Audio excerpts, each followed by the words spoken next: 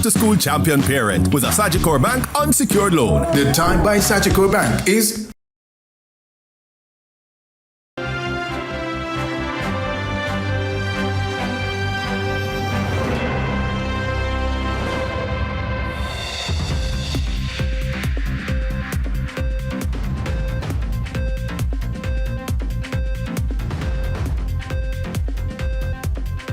Tonight in CVM News at 7, Spanish Town Mayor charged following Election Day altercation. Fuel tanker truck overturns in Trelawney, and plastic crisis in Jamaica deepening despite bans. In the business report, investing the client experience, while in sports, 2025 World Athletics Championships get underway in Tokyo tonight.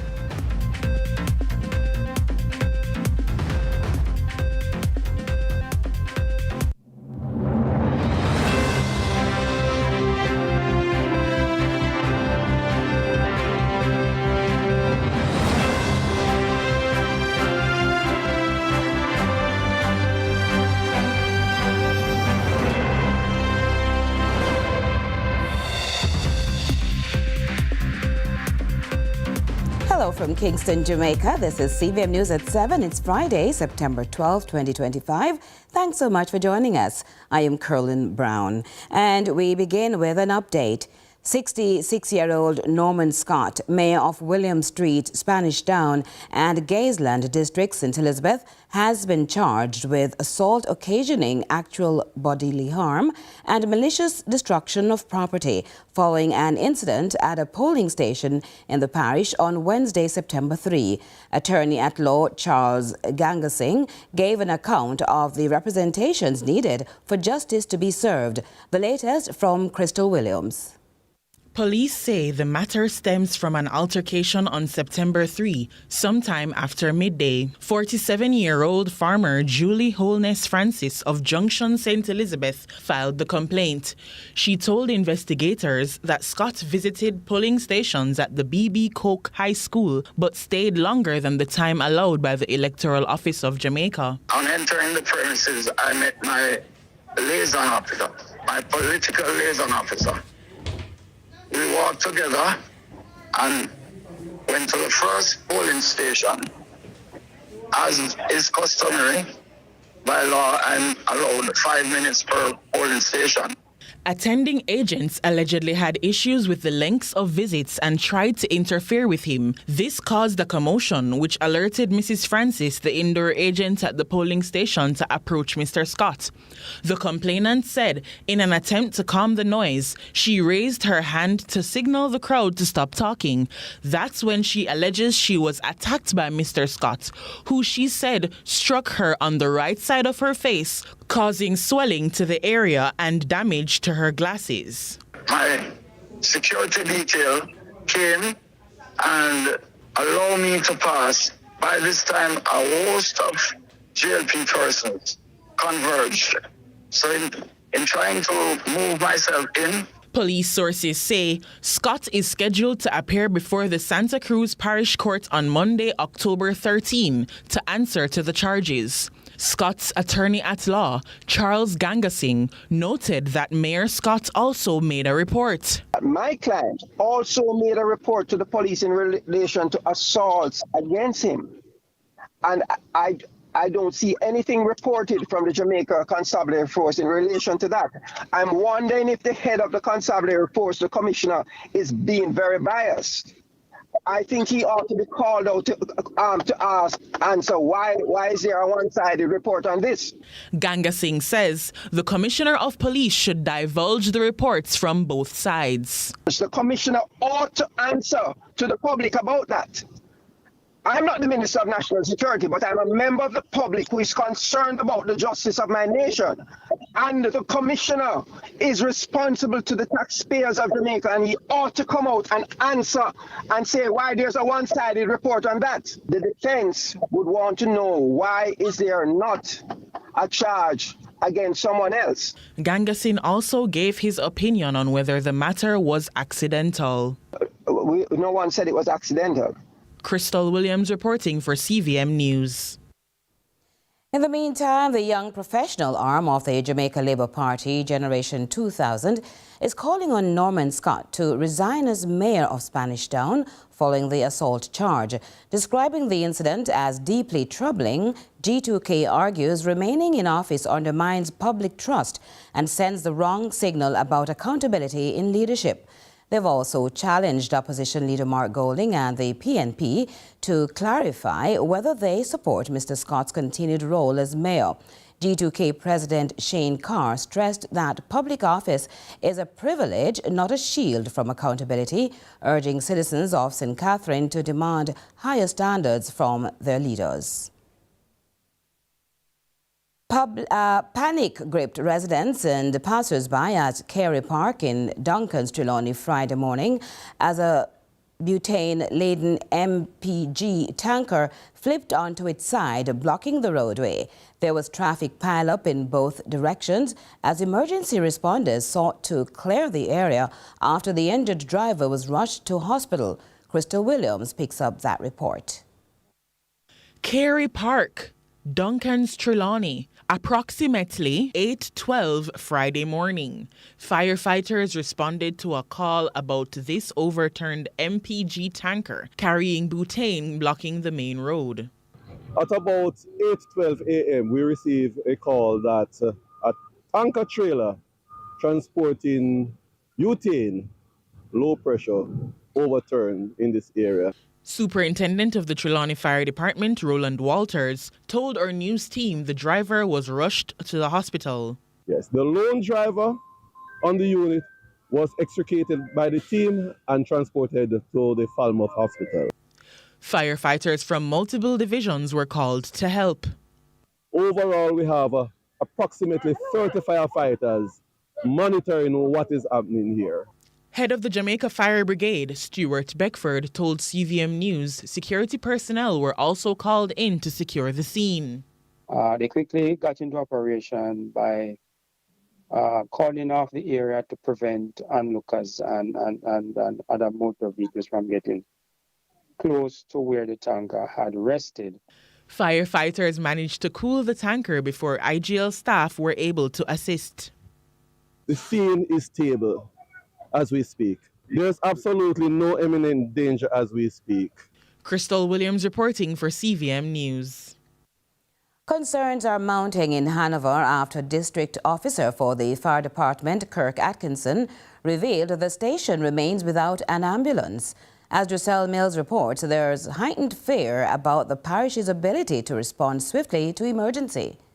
Firefighters at the Hanover Fire Department are growing increasingly concerned as the unit remains without an ambulance since July. Speaking at the monthly Municipal Corporation meeting on Thursday, District Officer Kirk Atkinson explained the difficulty operating without an ambulance.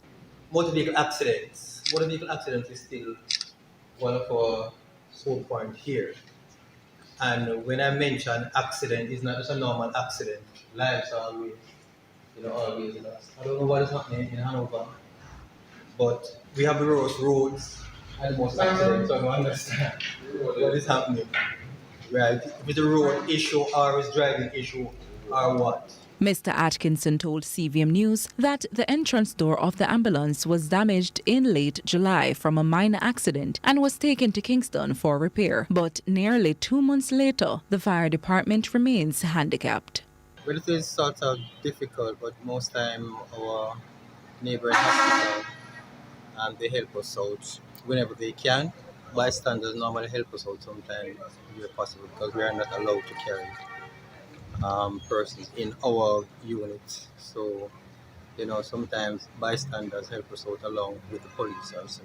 Commissioner of the Jamaica Fire Brigade, Stuart Beckford, says the necessary repairs will be done in short order. An assessment has been done, a costing has been developed, and steps are being taken to have that ambulance undergo repairs starting sometime next week. Given the extent of the damage, we estimated that it will take approximately 3 weeks for the repairs to be carried out. Once the repairs are done, then the ambulance will be sent back into the division. But as we speak, yes, I can confirm that the ambulance at this station in Lucy is out of commission because it was involved in a motor vehicle crash. Giselle Mills, CVM News. Now, the Kingston and St. Andrew Municipal Corporation is stepping up efforts to clear political paraphernalia from public spaces following the recent election. Kingston's Mayor Andrew Swaby says the KCMC will be meeting with members of both political parties with the aim of forcing them to pay for the removal of their campaign signs. Here's Kevin Black with more. Councillors, now that the elections are over, our focus must return to the cleaning and beautification of the municipality. The Kingston and St. Andrew Municipal Corporation, KSAMC, will seek an audience with the major political parties to discuss having them pay for their campaign signs left posted after elections. Speaking at the monthly Municipal Corporation meeting on Tuesday, Mayor Andrew Swaby noted that current rules do not require parties to cover the cost of political signage and said the corporation wants to force both parties to assume responsibility. We should engage the political parties in a serious discussion about introducing a system whereby they provide a deposit or refundable bond to the KSAMC before erecting campaign signs and advertisement. He maintained measures are being taken to ensure that the corporate area is kept clean. As a matter of policy, we should seek to enforce the timeline stated by the political ombudsman regarding the removal of all campaign paraphernalia within 14 days after the election.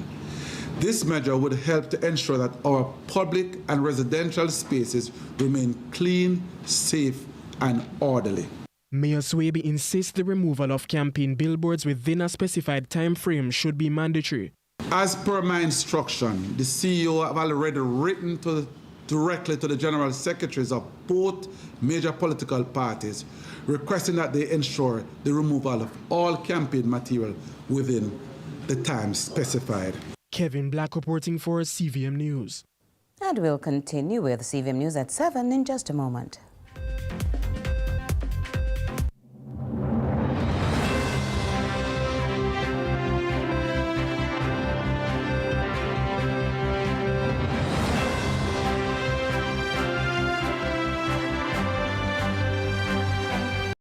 Stay cool this summer with Frigidaire and Panasonic in the Singer Summer Sale event. Frigidaire fridges and freezers are now at super low prices, so you can be cool and comfortable all summer long. And with up to 40% off bedroom sets and sectionals, you save big on furniture. Only Singer has 4 months for cash and 9 months no interest. Shop today. Offers end soon.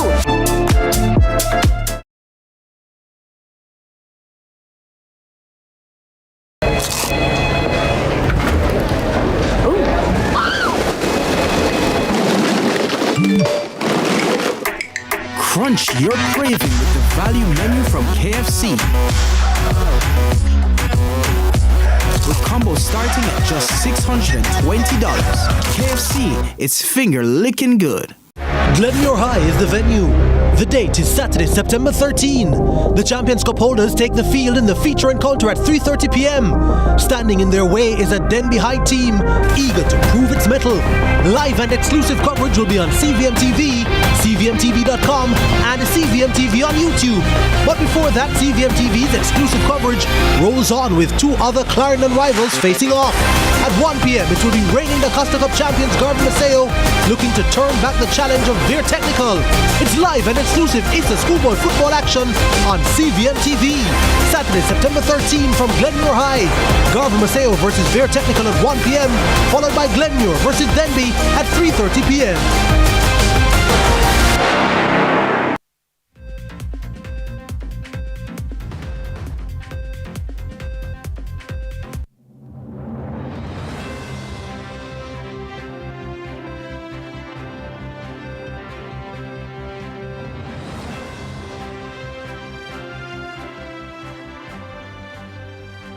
As we welcome you back, we have more from the Mayor of Kingston, Andrew Swaby, who is raising concerns over proposed changes to entertainment event permit rules suggested by Minister Olivia Grange. He says the proposals are, quote, troubling and require more guidance on how they would be applied. We have more from Kevin Black. I find this to be troubling. The role of the minister should be to guide policy.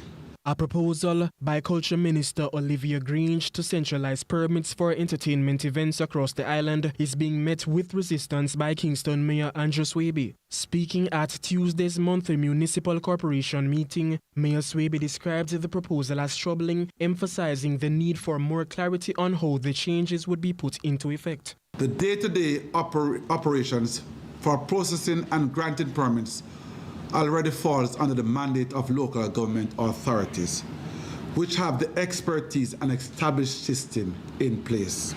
Any attempt to centralize or duplicate this process at the level of the ministry would not only create confusion, but also undermine the clear legal framework. He stressed that the KSAMC follows a strict and consultative process for major events. Promoters, the police, Fire Brigade, ODPM, and other relevant agencies are all part of our review. We ensure public safety, proper structure, clear emergency exits, smooth traffic management, and full compliance with the places of amusement. In the meantime, Mayor Swaby noted that just over $4.6 million in property taxes was collected by the Kingston and St. Andrew Municipal Corporation during 5 special collection drives in St. Andrew between June and August this year. The goal was to remind citizens of the critical role property tax plays in supporting municipal services, increase voluntary compliance, and reduce arrears. Given the positive results, we will be expanding this initiative to other parts of Kingston and St. Andrew. Kevin Black reporting for CVM News. Meanwhile, the proposal to centralize the permit approval process is being welcomed by some entertainment industry insiders. Kamal Banke is chairman of Dream Entertainment Limited. It's a welcome proposition because this will obviously bring everything to a streamlined process, which everybody in the industry of which I am a part of is very, very excited about. And to us, it doesn't matter whether it's done through the Ministry of Entertainment or it's done through the Ministry of Local Government or any other ministry. Jamaica now finds itself swamped in a growing plastic crisis, according to environmental advocates who are pressing the government to extend the plastic ban to include bottles. As Amoy Harriet tells us, calls are mounting for manufacturers to pull the plug on plastic production. The world is facing a $1.5 trillion annual health crisis due to plastic pollution. Effects include exposure to toxic chemicals, microplastic ingestion, and air pollution. Countries like India and Indonesia are grappling with severe environmental challenges due to plastic and textile waste choking their cities. Jamaica could be on the same perilous path. Dr. Teresa Rodriguez Moody is CEO of the Jamaica Environment Trust, JET. That as plastic remains in the environment and continues to break down, it doesn't break down like a banana peel. It just breaks into smaller pieces. It's consumed by marine organisms, which we in turn consume. So we're poisoning ourselves, we're poisoning the environment, we're poisoning the ecosystem. Now, the government over the last 6 years has introduced plastic bans. In 2019, a ban on single-use plastic bags, plastic straws, and styrofoam. More recently, the ban extended to include single-use plastic food containers and personal care products that contain microplastics. But the reality is that we're still not tackling that number one item, which is plastic bottles.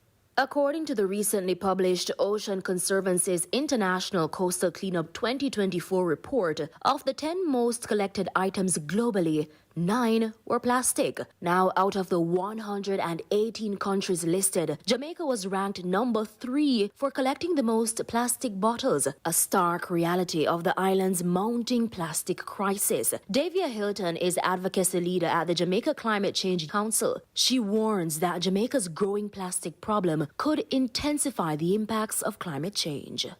And on top of that, the fact that plastic really comes from the same oil and gas industry that has been fueling the climate crisis. So it's that this byproduct can only exist if we're continuing to use oil and gas at that alarming rate that we said we were going to diminish via the Paris Agreement. So at some point we have to stand up and say to those people who are, have all of the money in the world, that we can't continue to feed your pocket at our own expense. It's against this backdrop both Ms. Hilton and Dr. Rodriguez Moody are pressing manufacturers to put an end to plastic production. Change your approach, change your design to be more environmentally friendly. Do you need all of this plastic? Especially drink companies going back to glass, because that was something that they could reuse over and over again. And then when you finish the amount that you can reuse, the life cycle, you can then just turn it right back into sand, which we always need because we're losing our sand at alarming rates due to climate change. I definitely think that given the options, consumers would choose better. Without the options, they can't choose at all. They're hoping the government will take the plastic ban one step further, this time to finally cap the bottle problem. Amoy Harriet for CVM News. Still more to come in our newscast after this.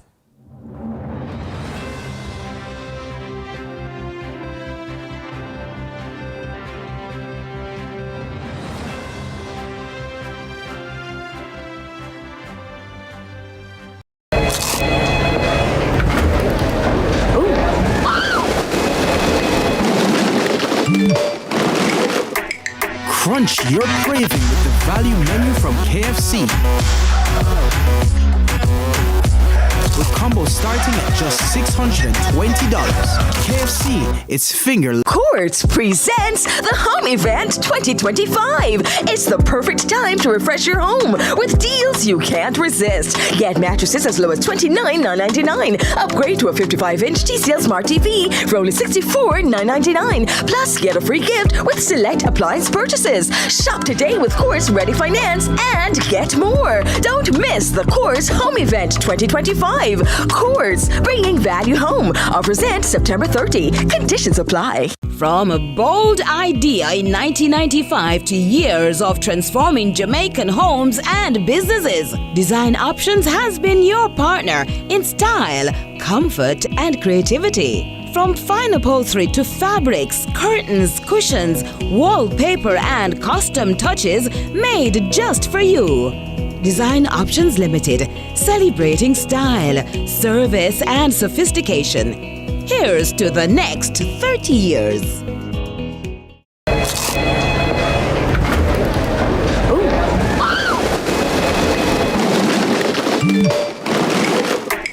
Crunch your craving with the value menu from KFC. With combos starting at just $620. KFC, it's finger licking good.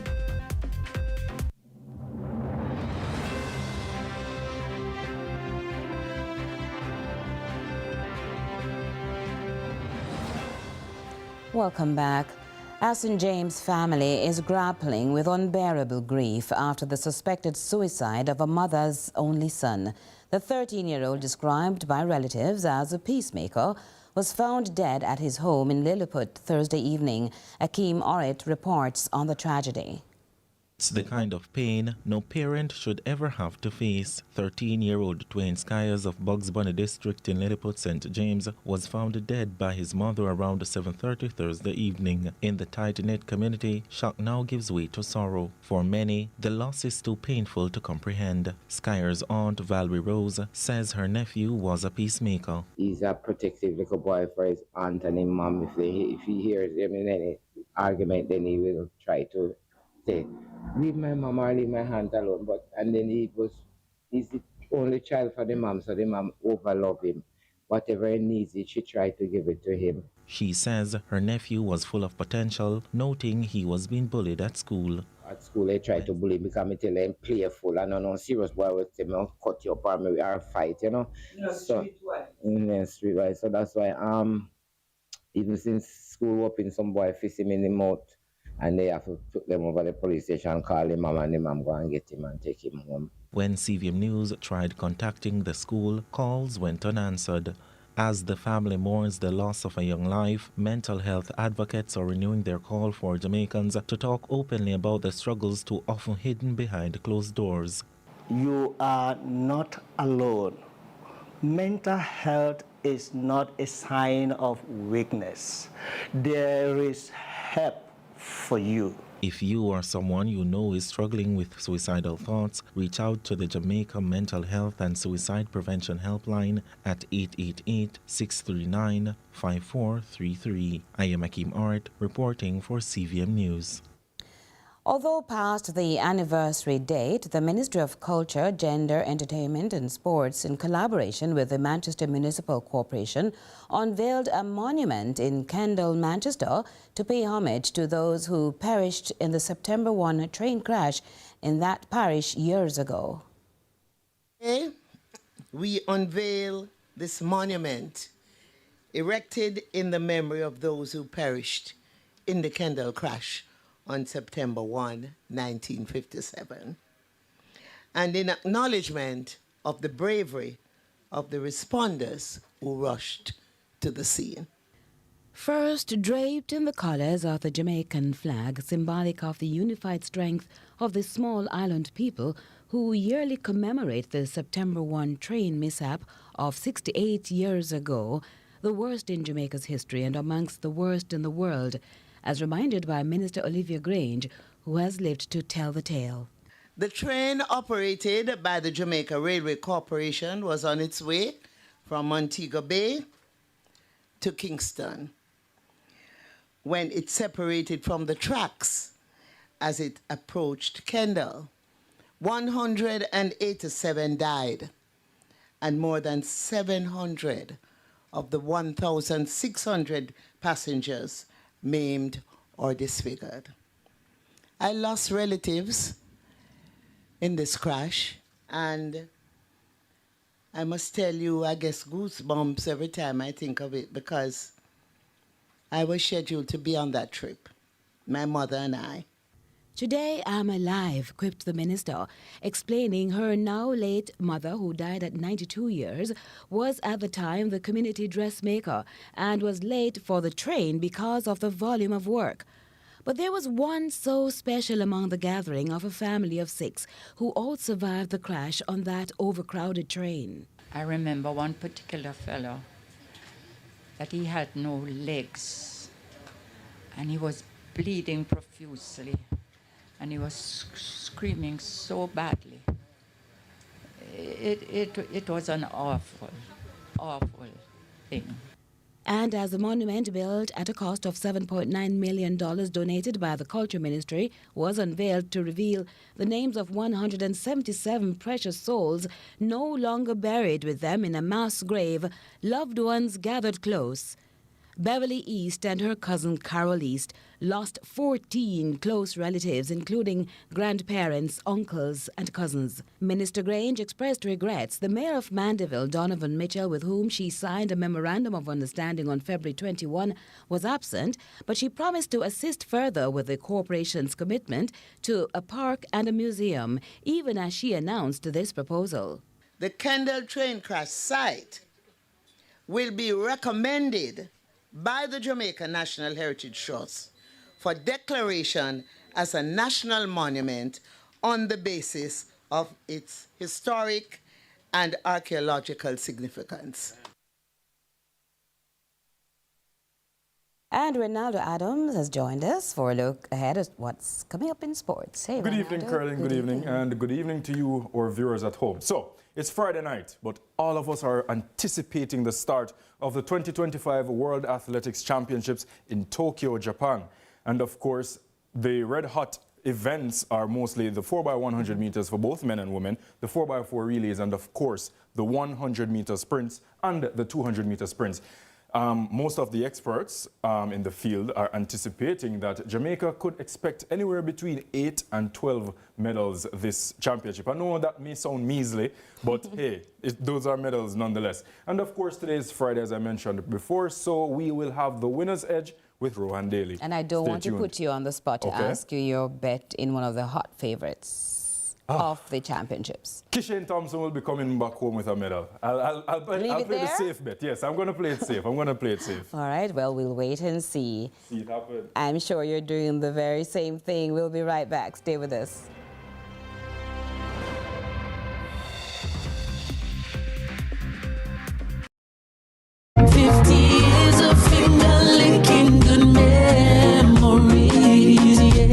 The time by KFC is 7. Glenmore High is the venue. The date is Saturday, September 13. The Champions Cup holders take the field in the feature encounter at 3:30 p.m. Standing in their way is a Denby High team eager to prove its mettle. Live and exclusive coverage will be on CVM TV, CVMTV.com, and CVM TV on YouTube. But before that, CVM TV's exclusive coverage rolls on with 2 other Clarendon rivals facing off. At 1 p.m., it will be reigning the Costa Cup champions Garden Maceo looking to turn back the challenge of Veer Technical. It's live and exclusive Easter schoolboy football action on CVM TV. Saturday, September 13 from Glenmore High. Garden Maceo versus Veer Technical at 1 p.m. followed by Glenmore versus Denby at 3:30 p.m.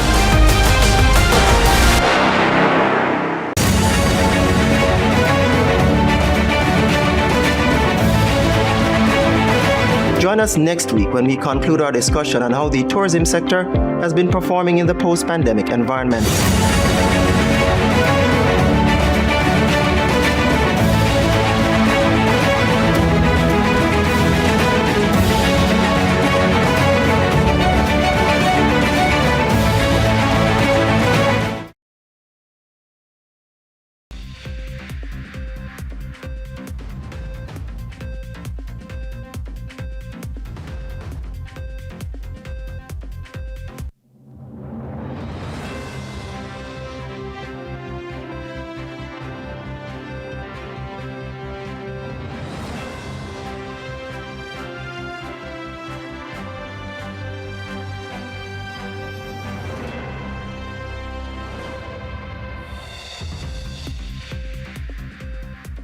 Thanks for staying with us. It's time now for our business report with Joel Crosskill. Lots to share with you in the business report today on an emerging dynamic observable at the 2025 Victoria Wealth Management Half-Year Report and Investor Briefing, revolving around a recursive learning loop of interest between internal efficiency and investor input in the age of AI, automation, and how modalities of investment are adapting, informed by CEO Res Burchinson, who indicated VM Wealth Management Limited's angle of approach. We want to accelerate our asset management platform. By regional expansion, we're going to Barbados, but we certainly will not stop there. We have plans to form a real estate development fund. That's going to be very exciting when it's launched. We also want to ensure that we build out our digital platform, right? Our digital platform is towards ensuring that we build operational efficiency and that in our wealth management business that we bring self-serve. Self-serve is primarily to ensure that we deliver an amazing service to our customers. We have a subset of our customers that really want to ensure that they get seamless service. They go on, they execute a trade, and they move on. And we do have another subset who certainly want a lot more intimate investment offerings. In an investment market generally described as muted by the chief executive, a cautious degree of optimism was noticeable. Digital assets is an emerging trend. People, when I say digital assets, person may mention cryptocurrency. Now, that's not necessarily so. It's a much wider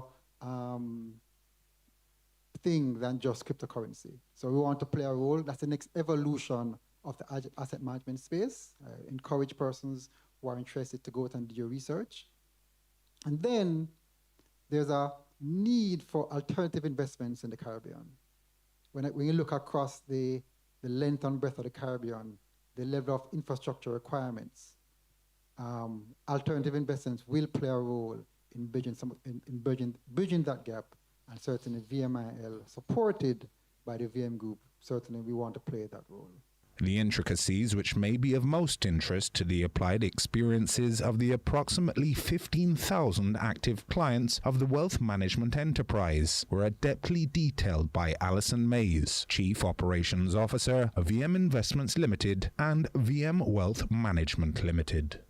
So in terms of our client base, I want to recognize the sales and client relations team for the extraordinary work that they've done to increase our client base by 11% over prior year. So that is a tremendous feat, especially in this environment that was just described by Rez. We are really pushing to have our clients be able to leverage our digital channels so that we can implement more of a self-service based model. A number of the transactions that clients will walk in or call in to do can be done through our digital platforms. And so we have been trying to get our clients migrated to these platforms. One is our client portal, the other is our IPO Edge platform. And so for our client portal, we've actually increased our client migration by 46% over prior year. For our client portal, we've actually increased our client migration by 46% over prior year.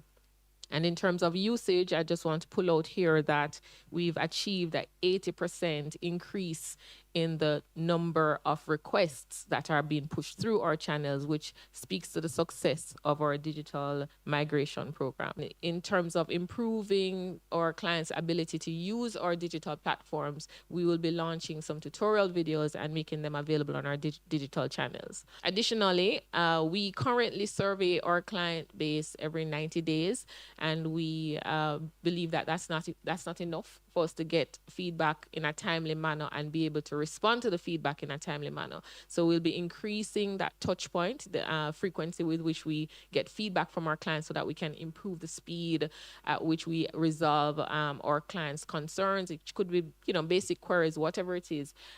We are able to listen more frequently when we execute those surveys at a faster pace. We have about 15,000 active clients right now, and they've said we needed to increase our levels of engagement with them. And so obviously, the most efficient way to do that is through digital channels. So we're kicking off a financial literacy series, which starts this week, which will see a weekly newsletter going out to our clients so that we can improve, just their financial education and their ability to manage their financial affairs better. So our clients are saying to us, we want to know where our transactions are in the process. So that is something that the team is currently working on. And then we have recognized also that our clients' needs are changing over time. So you may come on board with us and you are a passive investor. Over time, you may become a more aggressive investor, or it could be the reverse.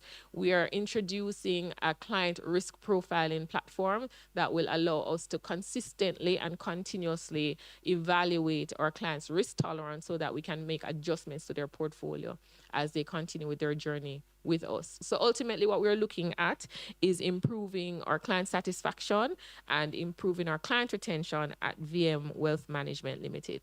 VM Investments' achievements year-to-date include the execution of a Jamaican $2.3 billion equity transaction, the third largest bond IPO year-to-date, maintenance of its position as number one in volume traded on the JSE main market, whilst also expanding regional footprint with representation in Barbados. BS was formed in 1878.